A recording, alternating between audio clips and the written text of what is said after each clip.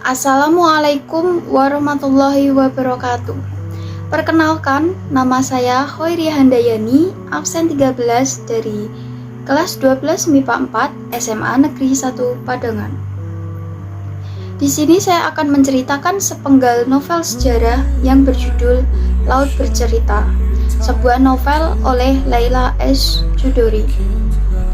Laut Bercerita menceritakan terkait perilaku kekejaman dan kebengisan yang dirasakan oleh kelompok aktivis mahasiswa di masa Orde Baru. Tidak hanya itu, novel ini juga merenungkan kembali akan hilangnya 13 aktivis. Bahkan, sampai saat ini belum juga ada yang mendapatkan petunjuknya. Kisah dan narasi akan diceritakan melalui perspektif biru laut. Laut adalah seorang mahasiswa program studi sastra Inggris di Universitas Gadjah Mada, Yogyakarta. Ia sangat menggeluti dunia sastra dan tentunya tidak sedikit buku sastra klasik yang dimilikinya, baik itu sastra bahasa Indonesia maupun bahasa Inggris. Laut gemar membaca berbagai buku karangan Pramudia Anantatur yang ketika itu peredarannya dilarang di Indonesia. Hal itu yang menekatkan dirinya secara diam-diam untuk memfotokopi buku-buku tersebut di salah satu tempat fotokopi yang disebut sebagai fotokopi terlarang.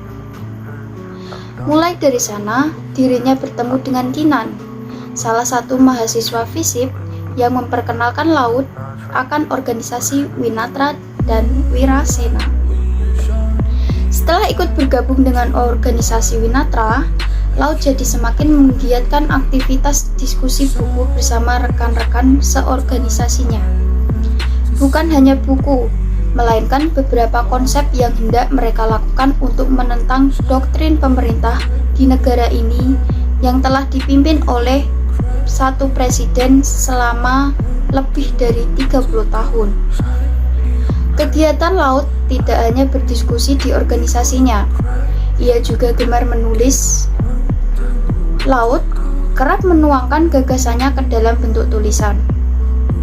Kemudian, di tulisan itu ia kirim agar dapat dimuat oleh media cetak harian. Laut juga beberapa kali bekerja sebagai translator, misal penerjemah dari bahasa novel bahasa Inggris ke bahasa Indonesia. Dalam novel ini, diceritakan bahwa Laut beserta rekan-rekannya melaksanakan beberapa aksi atau gerakan untuk membela rakyat yang telah diambil haknya oleh pemerintah. Salah satunya, aksi tanam jagung Belangguan. Akan tetapi, jauh sebelum mereka melakukan aksi tersebut, Laut bersama teman-temannya berdiskusi terlebih dahulu yang dikenal sebagai diskusi Kwangju. Dari situlah awal mula Laut dan rekan-rekannya mengetahui dan mengenal arti sebuah pengkhianatan. Diskusi Kwangju yang semestinya berlangsung baik dan lancar justru terhambat karena adanya intel yang secara tiba-tiba mendatangi markas mereka.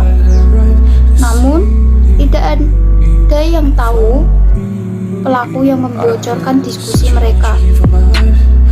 Beberapa anggota dari organisasi Winatra sedikit menaruh curiga pada Naratama, sebab dirinya tidak pernah tampak saat penangkapan dilakukan. Tetapi itu hanyalah dugaan mereka.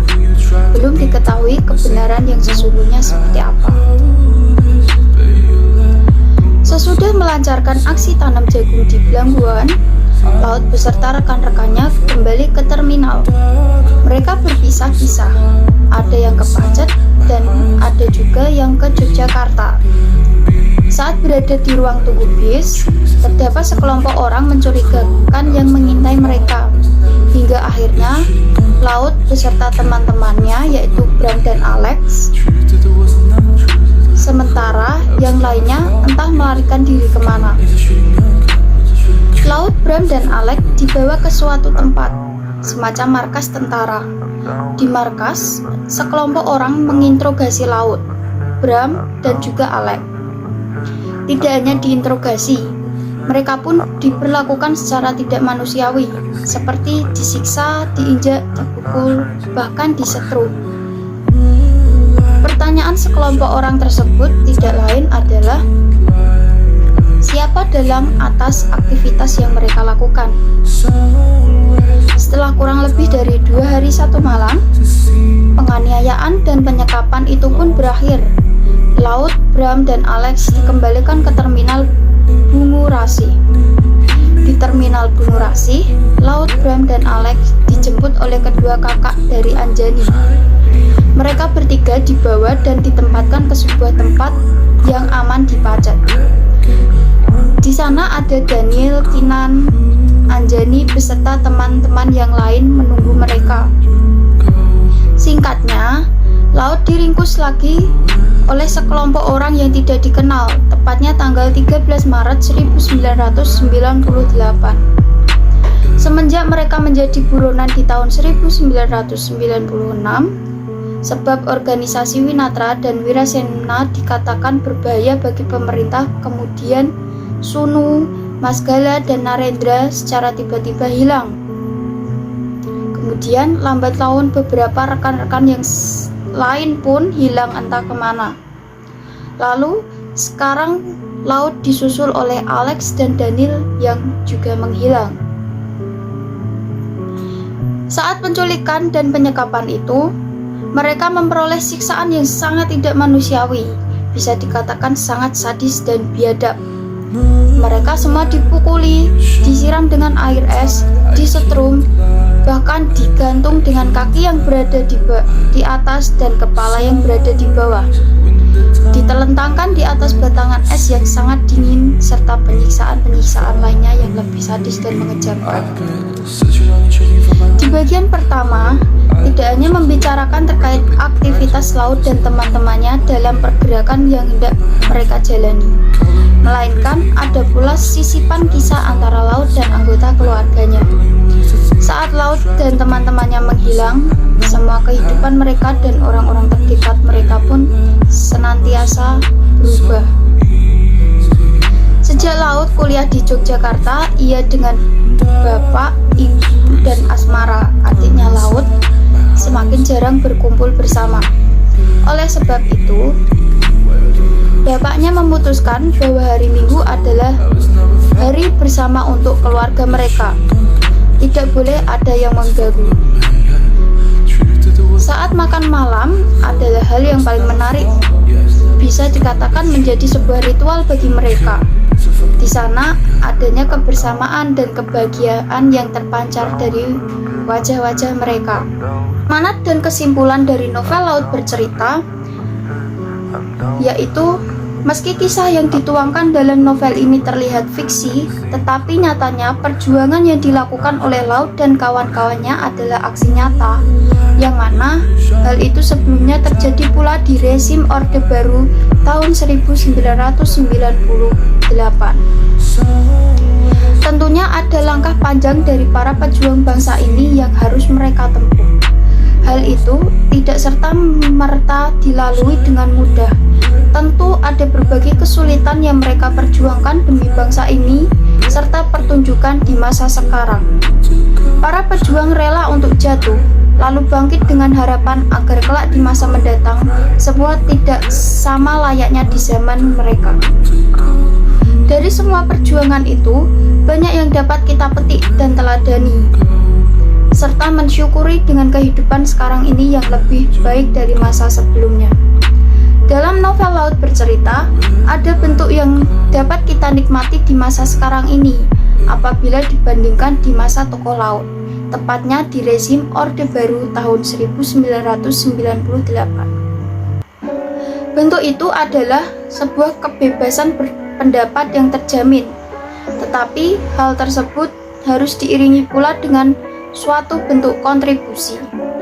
Suatu bentuk kebebasan berpendapat itu pun juga tidak dapat dilontarkan begitu saja apabila tidak ada bukti yang valid.